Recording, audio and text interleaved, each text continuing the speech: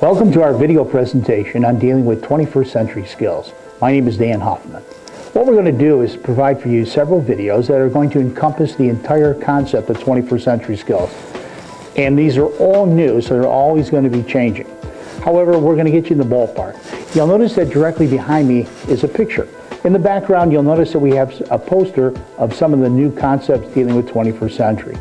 In the foreground are some old cars. The idea here is to show you that we've got to work with the past and bring it into the future. The next slide talks about Velcro Learning. This is really important. You must have instruction with interest. If you don't have it, then what's going to happen is you're not going to have Velcro Learning. Some of it's going to stick, but you know it's not all going to stick. So putting those two together really is going to help out.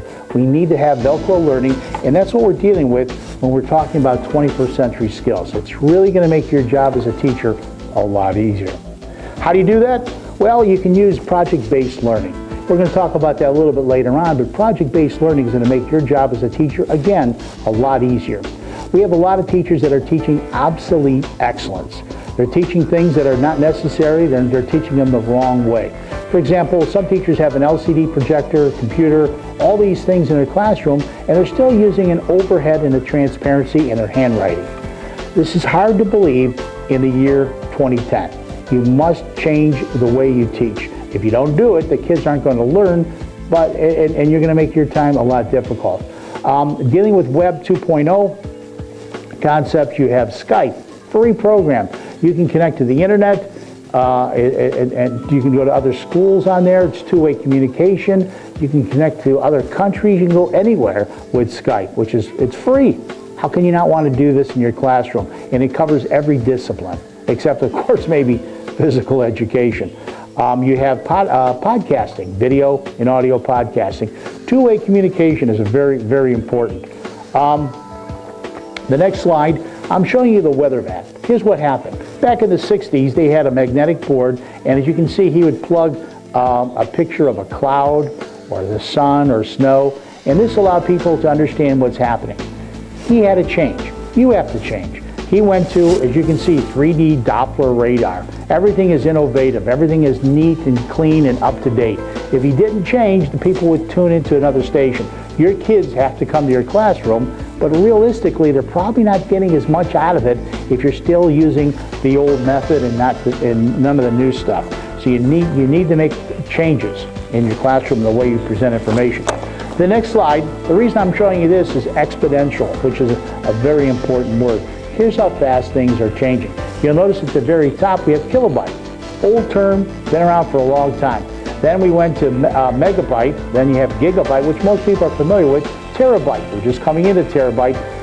Some people have terabyte. I have terabyte at home. It's a lot of memory. But look carefully, you'll notice we have petabyte, exabyte, zettabyte, yottabyte. Oh, it's unbelievable how fast the memory is changing. Again, correlating that to your teaching. You must teach relative to what's going on. The next slide shows you the website. We like to call it the technology website with the state standards.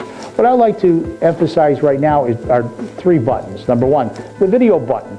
I make presentations all over, and when I leave, I know people are going, what the heck did he say? That's why we put videos up there. You can play those back as often as you like.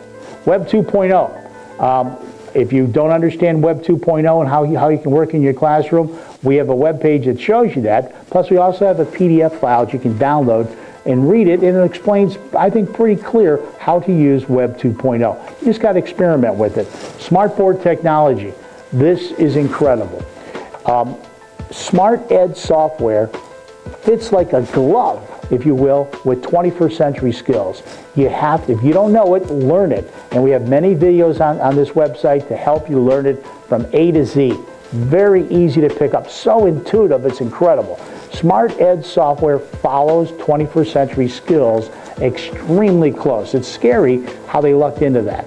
The next slide shows you, in the video slide, we've broken down into what you can obtain. For example, you can convert YouTube so you can bring it to school. Great tool. You become the filter and convert it to Windows Media Viewer, bring it to school, so you have an emphasis of what's going on around the world in your classroom. How to create an audio podcast, how to create a video podcast is on here. Ripping music. We also have instructions on Office 2007, and we'll have instructions on Office 2010. All these things will be provided for you. That concludes video 1. Stay tuned, and we're going to go to video 2. And I like to keep these short so you don't take up too much of your time. Thank you.